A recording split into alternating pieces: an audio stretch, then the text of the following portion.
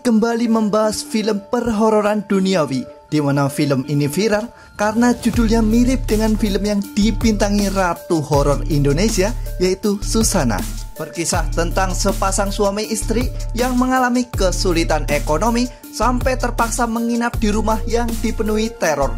Padahal saat itu sang istri sedang hamil tua. Teror terus berlanjut bahkan sampai rumah sakit, di mana proses melahirkan istrinya tepat di malam 1 Suro dengan dibantu oleh para iblis. Daripada penasaran, seruput dulu kopi kalian dan inilah alur cerita film 1 Suro.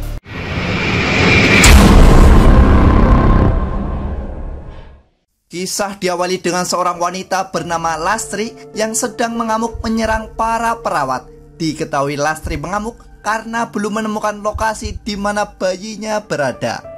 Kalian maju, dia mati.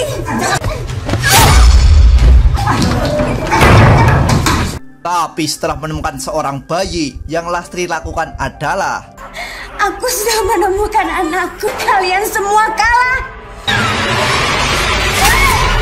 ya, entah apa masalahnya, Lastri membunuh bayi tidak berdosa itu. Namun setelah bayi ditusuk, sang dokter mengabarkan bahwa itu bukanlah anak Lastri. Dan hal itu justru membuat Lastri membabi buta membunuh semua bayi yang ada di rumah sakit itu. Setelah selesai membunuh semua bayi, tak lupa Lastri melakukan bunuh diri dengan membakar dirinya tepat di malam 1 Suro. Scene beralih ke seorang penulis bernama Bayu yang diketahui hasil karya tulisnya kurang laku karena tidak menarik. Di sini Bayu hendak meminjam uang kepada Om Raharjo guna menyewa sebuah rumah. Kalau rumah di luar kota yang bisa kamu tempatin. Ini kunci rumahnya. Dan ini buat kamu. Singkat waktu, Bayu dan sang istri yang wajahnya mirip dengan sosok Citra Kirana sampai di lokasi. Istri Bayu bernama Adinda. Dia terlihat senang karena pemandangan sekitar rumah yang nampak asri. Malam harinya, Bayu dan Dinda melihat foto masa lalu Om Raharjo ketika masih muda. Di sini, Bayu teringat dengan pesan omnya itu bahwa di dekat rumah ada rumah sakit untuk berjaga-jaga ketika Dinda melahirkan. Keesokan harinya, Dinda pergi ke pasar. Dia dibuat terkejut di mana melihat ada banyak pedagang bunga melati. Dan ternyata itu adalah wujud persiapan menyambut malam 1 Suro. Keanehan mulai terjadi manakala Dinda bercerita tentang di mana dia tinggal, karena sosok pedagang itu langsung bergegas mengemas seluruh barang dagangan miliknya. Ibu mau tutup ya? Maaf loh.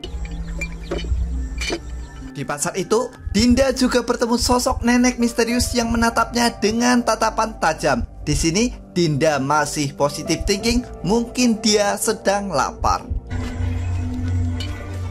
Teror baru dimulai di saat Dinda sedang memotong buah untuk membuat segelas jus. Tiba-tiba pisau tertancap sendiri dan dibuat ketakutan karena pintu rumah digedor-gedor. Merasa dalam bahaya, Dinda mengambil sebuah pisau dan memasuki sebuah ruangan seperti gudang. Dan tiba-tiba Bayu datang, namun sialnya rumah dalam keadaan mati lampu.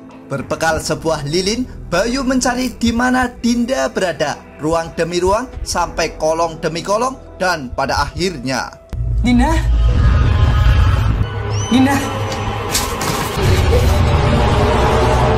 ya, Bayu menemukan sosok Dinda sudah tewas mengenaskan dengan kondisi usus terurai di sebuah gudang.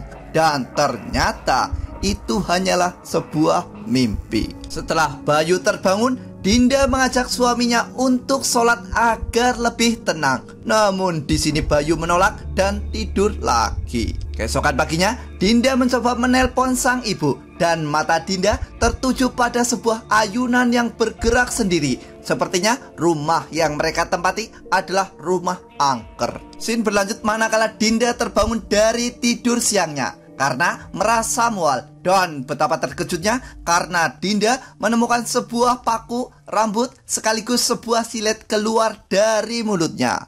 Dan oh my god, lebih mengerikan lagi di mana sebuah bayi keluar dari mulut wanita cantik seperti Dinda. Dan ternyata itu cuma mimpi belaka. Tak lama setelah itu, Dinda merasakan sakit di perutnya. Beruntung, Bayu sampai rumah tepat waktu dan membawa Dinda ke rumah sakit.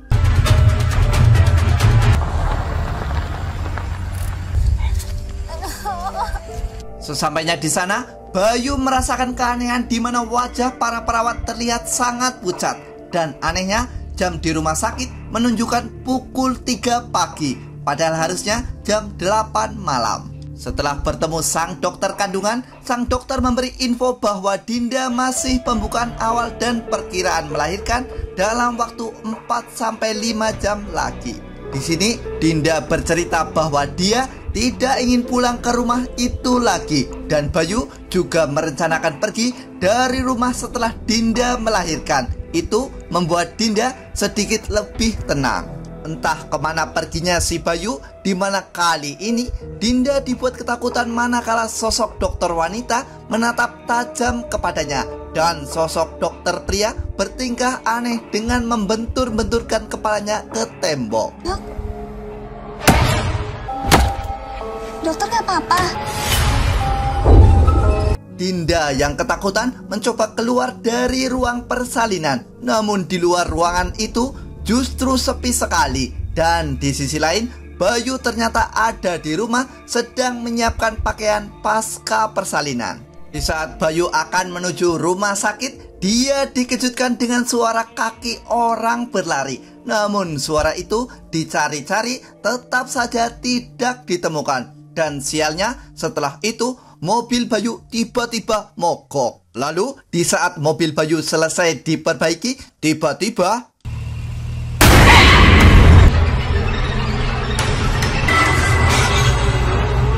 ya, muncul sosok nenek yang pernah dilihat Dinda dengan muka cemberut dan diam 1000 bahasa. Tanpa berpikir panjang, Bayu pun bergegas pergi.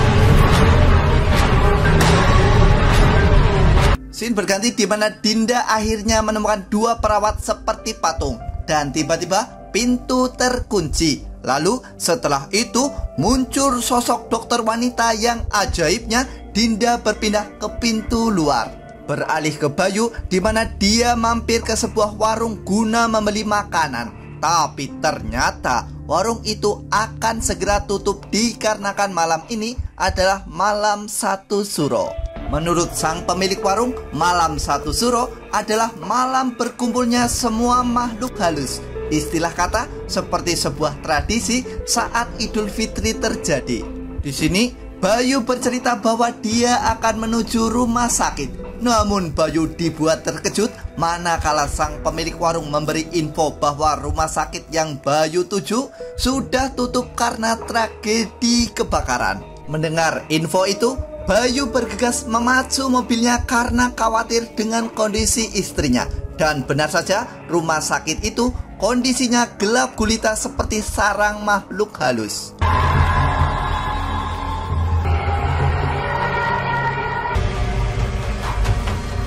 Tanpa berpikir panjang, Bayu segera menyisir ruang demi ruang rumah sakit. Tapi di sisi lain, Dinda masih saja berkeliling rumah sakit. Sepertinya Dinda berada di alam lain.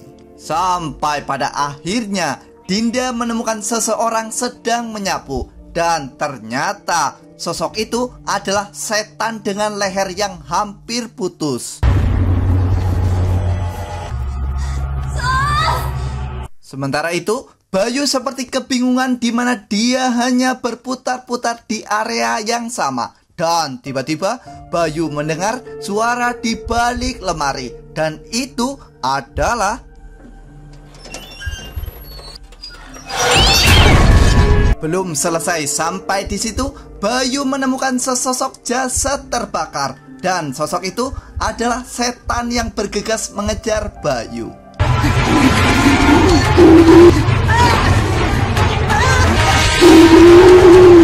Kembali ke Dinda, di mana kali ini Dinda menemukan beberapa suster dan beberapa pasien. Di sini Dinda menyatakan ingin pulang, namun faktanya mereka hanya diam membisu. Tak lama setelah itu, Dinda mendengar suara wanita berteriak dan tiba-tiba semua hantu di sana menghilang. Cering. Dinda kembali dikejutkan dengan kemunculan sosok hantu Lastri yang membawa pisau. Dan di sisi lain, Bayu masih saja asik berlari dari kejaran hantu.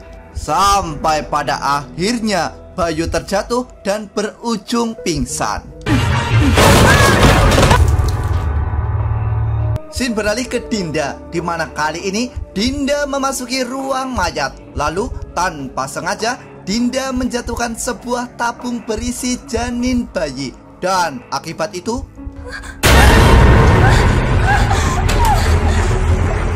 setelah Dinda keluar dari ruang mayat, Dinda ternyata justru kembali ke ruang itu lagi. Bedanya kali ini Dinda tidak menjatuhkan tabung berisi janin bayi. Tapi tetap saja para mayat tetap bangun juga.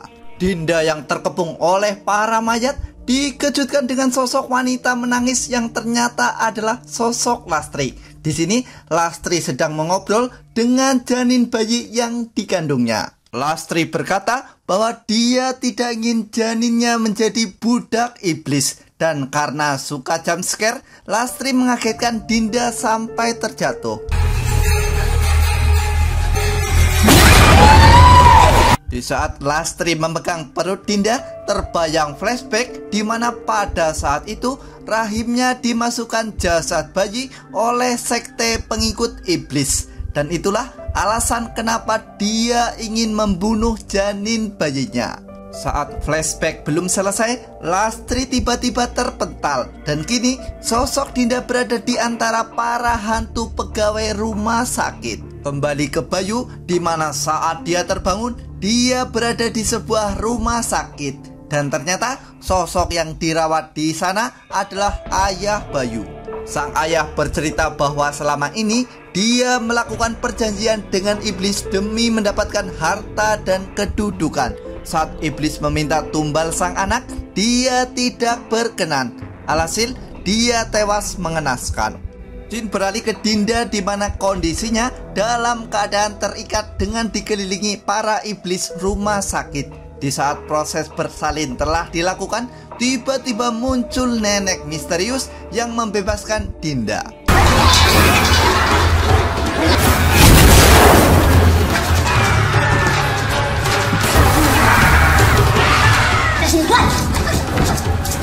Menurut nenek misterius itu, mereka mengincar bayi milik Dinda. Tapi apabila Dinda tetap tenang, mereka masih bisa dikondisikan.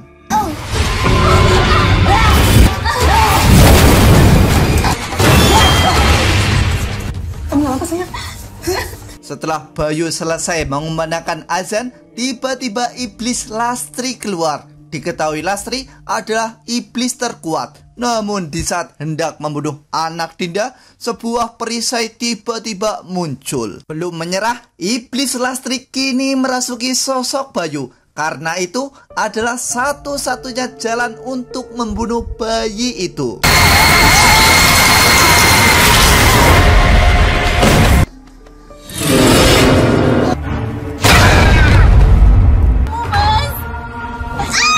Di sini, nenek tua menyerang iblis Lastri dengan cambuk kuning. Nenek tua itu dibantu oleh iblis pegawai rumah sakit yang membawa Lastri pergi.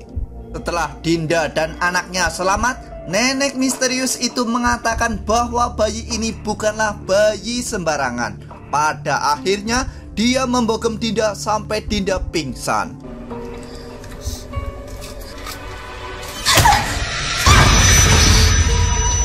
Di saat mereka berhasil keluar dari rumah sakit, mereka dikejutkan dengan suara tangisan bayi. Dan ternyata bayi Dinda sedang ditumbalkan oleh nenek misterius yang ternyata seorang dukun.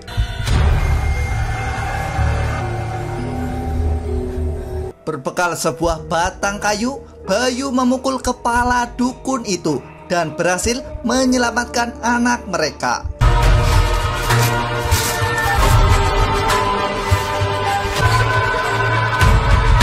Dan ternyata dukun tua itu belum tiada. Dia adalah pengikut setia sekte sesat yang diketuai oleh Om Bayu, yaitu Om Raharjo. Nenek dukun itu mengabarkan bahwa bayi itu terlahir sangat sempurna.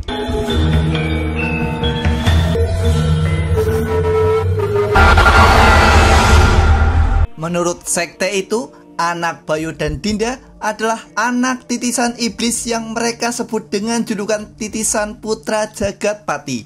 Dan film Satu Suro akhirnya tamat.